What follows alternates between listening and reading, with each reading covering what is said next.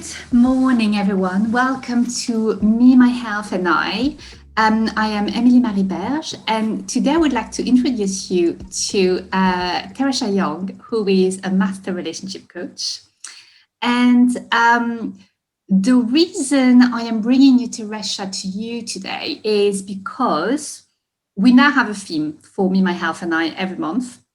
Last month, as you know, was clearing stress around money. And this month, we are going to dive into relationships with people and how to ease relationships with people around us. Now, the reason I think this is important is because it's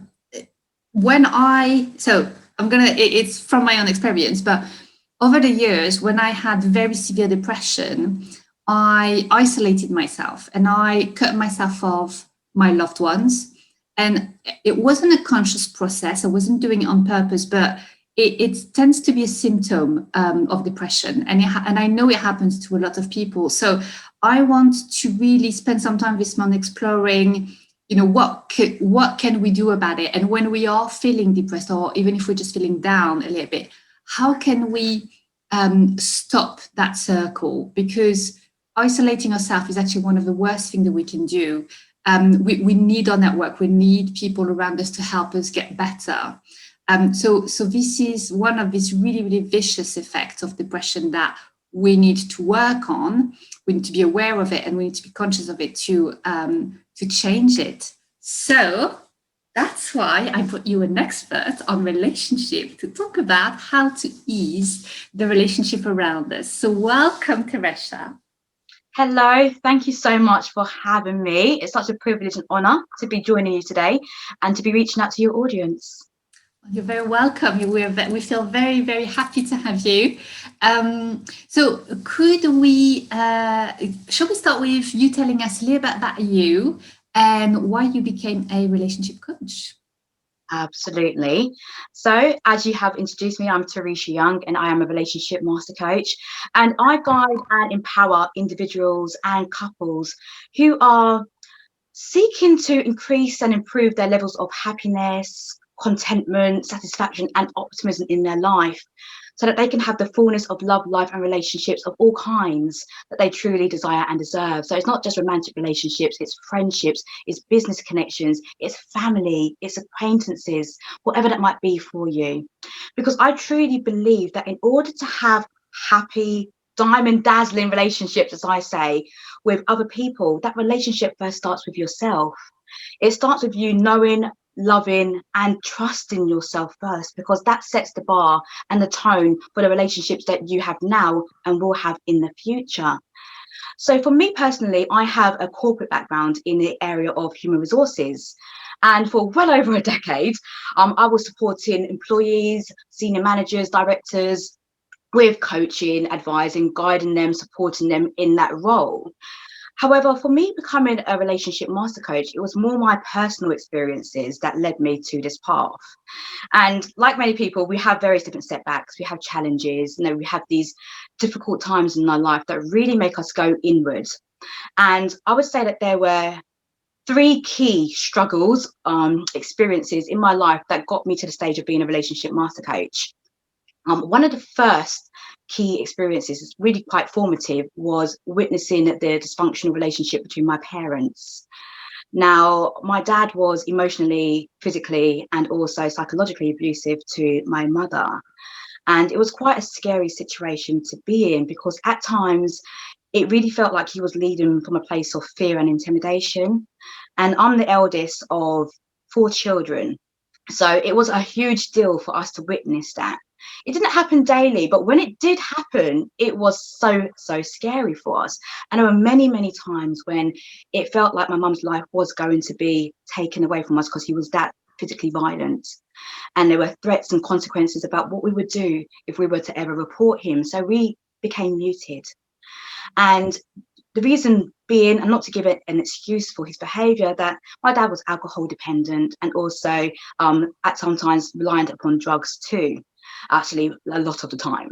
So again, we know what kind of psychological and mental impact those type of influences and substances can have on your life.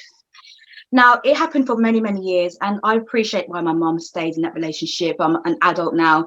I've got experiences myself. I've witnessed other relationships to know that when you are in a place of fear and intimidations and you're really trying to keep your family together still, you may stay in that relationship. And I'm not here to judge anybody for that. However, after 30 years of being in that situation, she decided that she was going to have no more of it. My dad wasn't going to change, and he was still going to have his Dr. Jekyll and Mr. Hyde personality. And so she decided to bring the relationship to an end. And that gave me great insight into why people stay together, what an unhealthy relationship looks like, but also showed me that no matter how long you have been with somebody, there is still always an opportunity to go and pursue your own happiness. So that was one of the situations. The second situation was my school life. I really cannot say that I had a really happy school life whatsoever. I lacked body confidence. I didn't feel like I fit in at all. I was really skinny. I felt I was ugly. I wasn't bullied at school, but I certainly felt rejected and not accepted. Because at school you have your little cliques. You had the popular cliques. And whilst I wasn't bullied, I just felt like I wasn't brought in. All the times when I was brought in is when somebody was ill, somebody wasn't at school. So where's Teresha? Oh yeah, she can come and fill that void. So it also gave me another insight into the dynamics of the give and take when it comes to relationships, because it just felt like it was take, take, take. One day you're my friend, the next day you've dropped me, and I'm there going home, at lunch by myself, going to the next lesson by myself, really feeling isolated and not accepted. The third experience, which was huge for me, now there's been many experiences, but I'm only focusing on three for the purpose of this interview, was when I finally decided to give love a go, despite my experiences at school, not feeling accepted and feeling worthless, and seeing my parents' relationship. I went into a long-term relationship, and I thought that we were in a really happy, fulfilling, a long-term relationship. And he suddenly brought the relationship to an end. And he just literally pulled the rug from under my feet, and I was heartbroken. I went into the most deepest sadness in my entire life, really, really bad heartache. I never knew that heartache felt so real, like the actual physical pain of it. Just sitting on the floor, lying on the floor, crying and weeping and feeling physical pain in my heart. I just didn't even know that really existed. And I went into a spiral. So that happened in 2008. And it was just not getting any better. Now, I would say it was a kind of like a depressive state I was in, but I was still able to function, go to work, and put on the cloak. Nobody knew what was really, really happening with it. I was living at home at the time as well, but planning to move out with this gentleman. All of these big plans. And in late December, actually, mid-December, it was a really late night of not feeling loved, feeling I cannot be loved, feeling worthless, feeling hopeless, feeling helpless, that I decided that I just did not want to be here anymore. What was the point in living? So I took an impulsive overdose and said bye-bye to the world.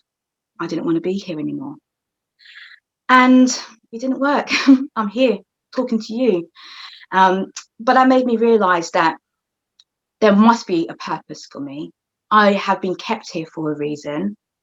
I am worthy. I can be loved. I can give love. And it's often said that in your darkest moments, you find your brightest light. However, I knew that I had hit rock bottom. If I had got to that situation where I felt that nobody could help me, I couldn't even help myself, I needed to do something about it. So I got professional help. I went to my doctor. I explained exactly what had happened. They suggested various different options, medication. For me personally, not to judge, that wasn't the route I wanted to personally take. So I took CBT, which was cognitive behavioral therapy. And through those learnings, to realize that I could actually take back control of my life, that I was in control of my thoughts, my feelings, my emotions, and my behaviors, made me realize that, yes, I can do this. I'm not going to be a prisoner to my past. I'm going to be a pioneer of the future, and I'm going to keep doing what I'm doing. So I did the CBT, and I thought, you know what? Why is this new knowledge to me? Who else doesn't know about this? Mm. So I spent many years becoming skilled, getting various different coaching qualifications, counseling, NLP, various different spiritual qualifications as well that I've gained in order to deepen the connection that I have with myself, to know that you can have a true heart-to-heart connection with yourself, and to help people to realize that, so that they can become the highest, greatest expression of themselves too. So I left the corporate world and decided that I was going to do this full time, and I will not ever look back. And I have to send gratitude and blessings to my darkest moments, because now I'm doing something that I absolutely love and I'm extremely passionate about. Yeah, absolutely. Thank you so much. Thank you so much for sharing this, because I I can relate to it, and I know that there will be many people watching who can relate to that. And thank you for your honesty about, what happened and how it went, and what happened for you. And what's amazing, what I love, is that the strength that you had, because you went to that dark place once, and then you managed to ask for help and to move forward, and then you saw it differently, and you saw the opportunity to change your life, and it's so inspiring to see where you are now, compared to what happened. And because so many people will look at us and think, oh, it's okay for you. And we're like, well, it wasn't always like, Believe me. exactly. And I'm really, I think it's amazing, the your journey, and how you went. And one of the key things as well that helped me, well, motivated me to get help as well, was that I had written a suicide note, and I had placed it under some books and stuff. But I have a younger sister who's very, very curious about rummaging through my stuff in my bedroom when I was younger. And she found the note. And when I saw the impact it had on her, reading that I had got to that place and I was contemplating it, and I actually attempted it, seeing the sadness there was just, I don't even want to get upset now, but seeing the sadness there, and to realize that I need to do this for me, but also for the people who care about me so much too. And that was a huge motivator to do something about my life and to take charge again.